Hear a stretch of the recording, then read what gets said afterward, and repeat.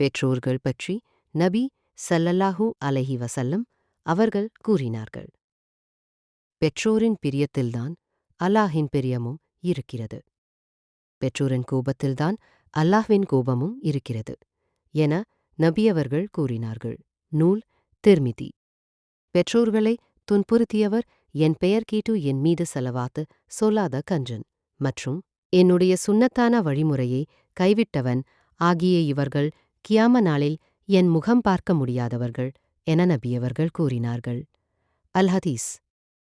உன் தந்தையின் உறவை பாதுகாத்துக்கொள், அதை முறித்து விடாதே. முறித்து கொண்டால் உன்னுள் இருக்கும் முழிவை அல்லாஹ் போக்கிவிடுவான். அல் ஹதீஸ். இது போன்ற அல் குரான் மற்றும் அல் ஹதீஸ்களின் பொக்கிஷங்களை அறிந்து கொள்ள ஈமான் நினைவூட்டலை சப்ஸ்கிரைப் செய்து கொள்ளுங்கள். உங்கள் ஈமானை புதுப்பித்துக் கொள்ளுங்கள்.